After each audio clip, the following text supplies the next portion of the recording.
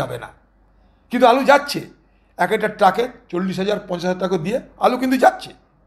খোঁজ নিন আপনারা, আলু যাচ্ছে, কিন্তু সেখানে এক একটা ট্রাকে 40-50,000 টাকা ঘুষ দিতে হচ্ছে। এবার তাহলে বঞ্চিত হচ্ছে কে? এক, আলু চাষিরা বঞ্চিত হচ্ছে। দুই, আলুর কারবারিরা বঞ্চিত হচ্ছে। কিন্তু পশ্চিমবঙ্গে আলুর তো অভাব নেই। আলুর অভাবটা তৈরি হলো কেন? বাজারে দর বাড়লো কেন? সেই গভীরে কেউ গেল না। কিন্তু শুধু উপর উপর বাজারে সংকট, আলুর দর বেড়ে গেছে, এইসব করে তাকে কোপ মারতে হলো কোথায়? বাণিজ্যটাই, ব্যবসাটাই। কারণ সেখান থেকে পয়সা কামাতে হবে।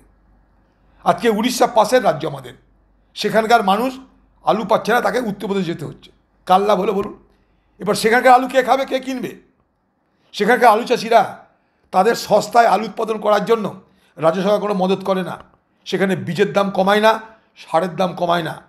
আলুর যদি দর পড়ে যায়, আলু চাষিদের কাছ থেকে বেশি দামে আলু খরিদ করা হয় না। অথচ তাদের বাণিজ্যকেও আমি করতে দেব না। কেন? আমাকে বেপথে রোজগার করতে হবে। কি চলছে বাংলায় বলুন? বাংলায় আলু উদ্বৃত্ত, অথচ পাশের রাজ্যগুলোতে আমরা আলু দিতে পারবো না। ঝাড়খণ্ডে যাবে না, উড়িষ্যায় যাবে না, বিহারে যাবে না। লাভ কী হলো তাহলে আমাদের? সেখানকার আলু চাষিরা তারা তাহলে লাভ থেকে কেন বঞ্চিত হচ্ছে?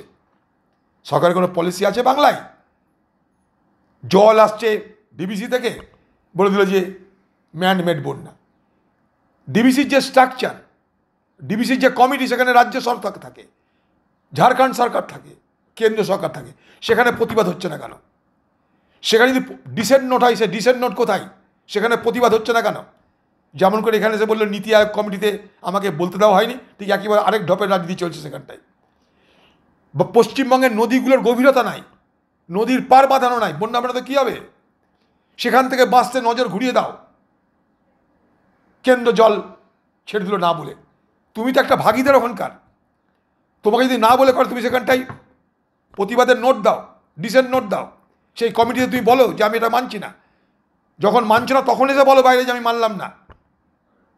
চালাকি করে কতদিন চলবে এগুলো? আজকে মুর্শিদাবাদে ভাঙন, মালদায় ভাঙন, গ্রামের পর গ্রাম উজাড় হয়ে যাচ্ছে, কোনো মাথা ব্যথা নাই, কোনো মাথা ব্যথা নাই। বঙ্গভঙ্গ নিয়ে মাথা ব্যথা উনার, ভাঙন নিয়ে মাথা ব্যথা করুন, বন্যা নিয়ে মাথা ব্যথা করুন, তা নিয়ে কোনো আলোচনা করুন, করছেন না। যা মানুষকে গরম খাবে, উস্কাবে, বিভাজন করবে, তাই নিয়ে পশ্চিমবঙ্গ সরকারের মাথা ব্যথা এবং পশ্চিমবঙ্গে যা রাজনীতি তাদের মাথা ব্যথা। কংগ্রেস কোনোদিন কোনো ভাঙাভাঙি রাজনীতি করেনি, কোনোদিন কংগ্রেস ভাঙাভাঙি রাজনীতি করবে না, বরদাস্ত করে না। আমরাই দার্জিলিংয়ে শান্তি ফিরে নিয়েছিলাম রাজীব গান্ধীর নেতৃত্বে, মনে করে দেখুন।